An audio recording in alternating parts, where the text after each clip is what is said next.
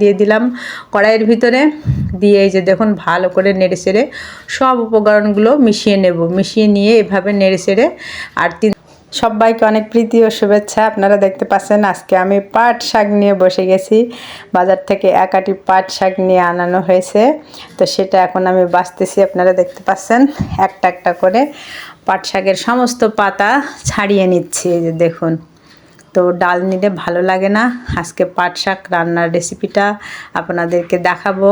তো আমরাও খাবো, আমাদের পাট শাক খাইতে হবে, যার কারণে আমি পাট শাক রান্না করব। তাই পাট শাক বাছতে বসে গেছি।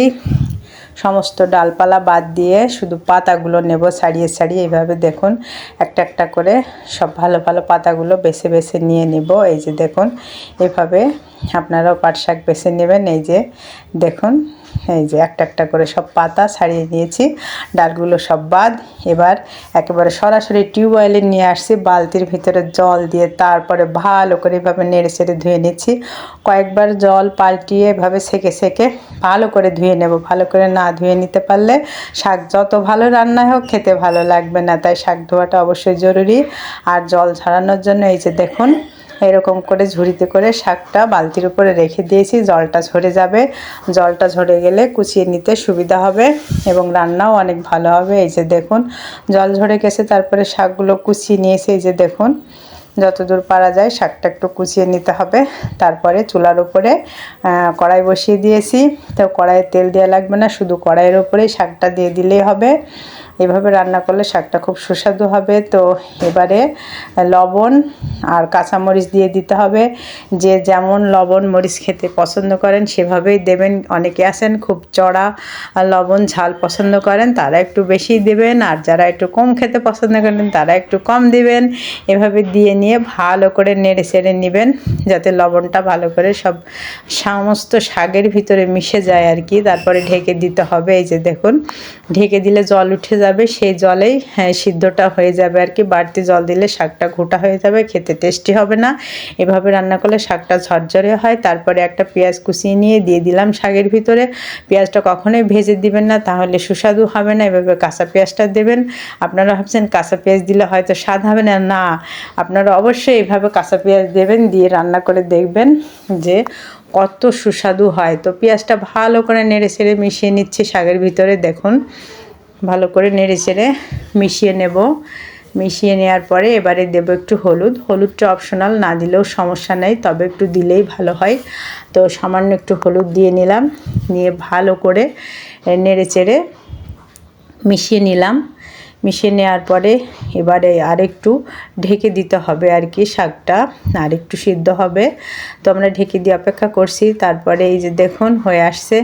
তো আবার একটু আগলা করে নিয়ে নামিয়ে নিলাম, অন্য পাত্রে নামিয়ে নিয়ে এবার কড়াইয়ে একটু তেল দিয়ে দিতে হবে। তো কড়াইয়ের উপরে আবার তেল দিয়ে দিলাম।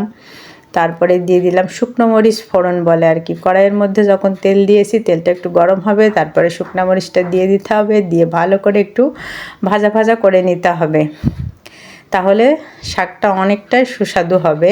এর একটা বাড়তি স্বাদ যোগ হবে শুকনো মরিচ ফোড়ন দিলে। তার সাথে দিয়ে দিতে হবে, আপনারা দেখতে পাচ্ছেন এটা হচ্ছে রসুন। রসুন আগে থেকে কেটে বেছে কুচিয়ে রেখেছিলাম, সে কোচানো রসুনগুলো দিয়ে দিলাম তেলের উপরে। নাড়াচাড়া করে একটু ভেজে নিতে হবে বাদামি রঙের করে।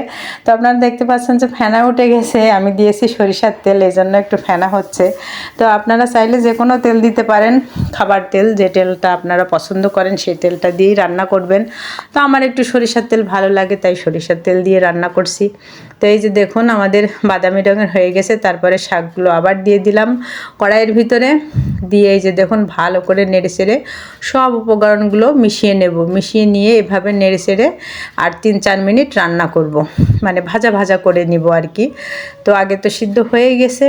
তো এই যে দেখুন ভালো করে নেড়ে চেড়ে একটু ভাজা ভাজা করে নিচ্ছি, তাহলে হয়ে যাবে আমাদের সেই সুস্বাদু মজাদার স্বাদের পাট শাক রান্না। তো এভাবে আপনারা অবশ্যই রান্না করে খেয়ে দেখবেন। আর আমি রান্না করেছি বলে বলছি না, এভাবে আপনারা রান্না করে খেয়ে দেখে তারপরে কমেন্ট করবেন যে কেমন হয়েছে। এইরকমভাবে যদি আপনারা পাট শাক রান্না করে খান তাহলে একেবারে মুখে লেগে থাকবে, মনে হবে আবার কবে খাবো। এত সুস্বাদু এবং টেস্টি হয় এভাবে রান্না করলে। তো আপনারা অবশ্যই এভাবে রান্না করবেন। তো ভালো করে নেড়ে ছেড়ে আর একটু ভাজা ভাজা করে নিচ্ছি। তো হয়ে গেছে আমার পাট শাকটা রান্না। এবারে দেখতে পাচ্ছেন একেবারে চুলা থেকে নামিয়ে নিয়েছি কড়াই থেকে একেবারে প্লেটে নিয়ে আসছি। এবার একবারে রেডি হয়ে গেছে। এবার গরম গরম শাক ভাজি গরম গরম ভাতের সাথে খাবো। এটা হলে আর কিছুই লাগে না, মনে হয় এটা দিয়েই সব ভাত খাওয়া হয়ে যাবে, এরকম অবস্থার কি এত সুস্বাদু হয়। তো আপনারা অবশ্যই এভাবে রান্না করে খাবেন, তারপরে কমেন্টে জানাবেন যে কেমন হয়েছে। তো আজকের মতো এখানেই, আপনারা ভালো থাকবেন, অনেক অনেক ভালো থাকবেন। আজকের মতো এখানেই শুভ বিদায় নিচ্ছি, বাই।